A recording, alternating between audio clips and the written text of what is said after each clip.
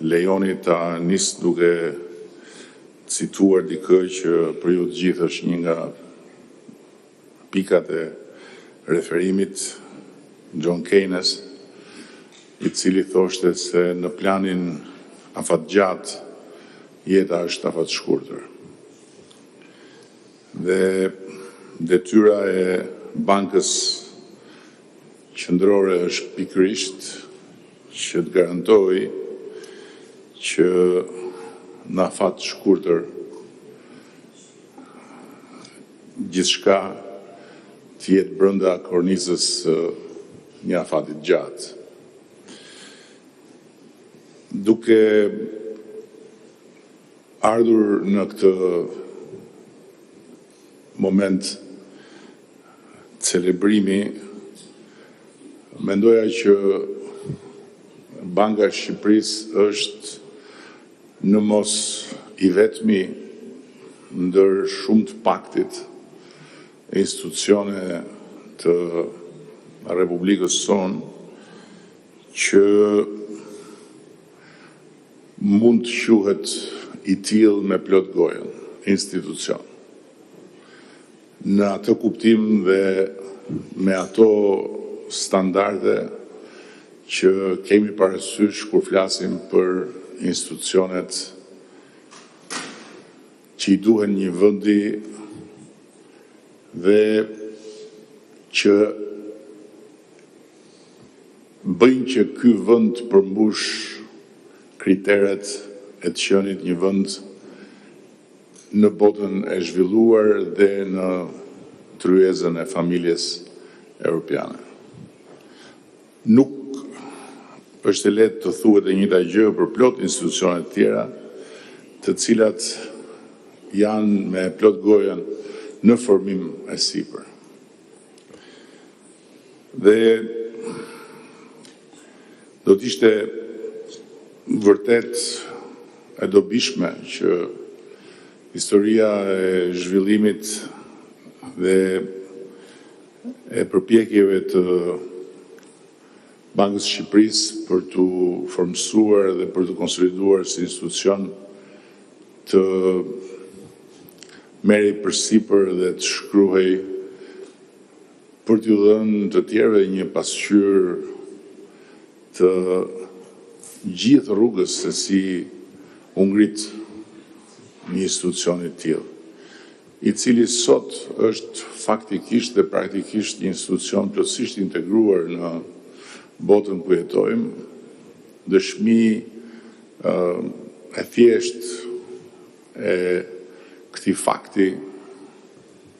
ishin dhe dy adresime dhe bëra nga dy personalitete që përfaqësojnë drejt për drejt botën e zhvilluar në të cilën operon një institucion si Banka e Shqipërisë. Dhe për hir të vërtetës, nuk është se Banka e Shqipërisë ka një histori më të gjatë se sa Qeveria e Shqipërisë apo se sa disa institucione të tjera. Ishte pikërisht në vitin 1913 kur mendimin e austriakëve Ismail Qemali gati sa nuk e krijoi Bankën e Shqipërisë. Ai tha se e them me lavdërim se puna e Bankës për Shqipërinë është një deklaratë e dytë pavarësie. Këtë herë një pavarësi ekonomiko-politike. Por përpjekja u ndërpre brutalisht brenda disa muajsh nga lufta e dytë botërore dhe u desh që të kalonin 12 vjet të tjera nga ai moment që Shqipëria të kishte bankën e vet qendrore. Megjithatë, fara e mbjell në 1913 bëri që Banka e Shqipërisë të lindte, dhe edhe pse historia edhe me Bankën e Shqipërisë nuk ka qenë bujare ashtu si kundër edhe me gjithë institucionet e tjera, e përsëris që për arsye që do duhej të studioheshin dhe të shpjegoheshin në mënyrë shtërruese, ky është një institucion që na përfaqëson si një model i asaj që duhet të jenë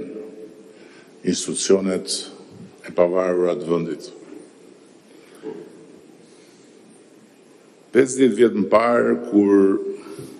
Bashkimi Evropian ishte një eksperiment i ri, nëse mund të thuhet, Banka Qendrore e Suedisë organizoi një konferencë ndërkombëtare, ku shtroi e njëjta pyetje që ne bëjmë sot dhe shtroi e njëjta sfidë që ne kemi sot. Bankat qendrore përballë sfidës së integrimit dhe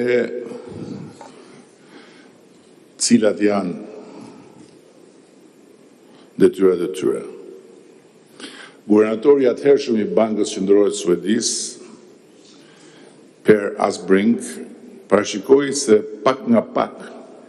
roli i bankave do të ndryshonte, duke mos qenë vetëm ruajtëse të ekuilibrave të brendshëm dhe komardare e fundit e shpëtimit të qeverive përpara krizave. Sipas fjalës së tij në atë kohë, bankat qendrore ishin të destinuara të bëheshin gjithmonë më përcaktuese në ekuilibrat e gjerë transnacional, dhe sot besoj që kjo profeci e guvernatorit atëhershëm të Bankës Qendrore të Suedisë është më e prekshme dhe më reale se kur, pasi politikat monetare të ndjekura nga bankat qendrore, natyrisht sipas peshës edhe influencës tyre në skenën e madhe globale, kanë pasoja që shkojnë shumë larg kufive kombëtare. Sot Banka e Shqipërisë hyn në shekullin e saj të dytë dhe gjendet në një hartë krejt të re nga harta ku ajo u vendos në fillim të shekullit saj të parë. Pas pandemisë globale, luftës në Europë, dallgëve inflacioniste, sot jemi të gjithë të vetëdijshëm se politika monetare nuk matet më vetëm me normën bazë, por matet detyrimisht edhe me pritshmëritë. Dhe sot normalizimi do të thotë shumë më tepër se sa përdorimi i mekanizmit të normës bazë, pasi do të thotë edhe transparencë, edhe kreativitet, edhe kurajo, hap pas hapi, me vigjilencë dhe pa panik nga befasit gjithmonë më të pranishme në jetën e përditshme të vendeve dhe të fshatit ton global. Natyrisht që në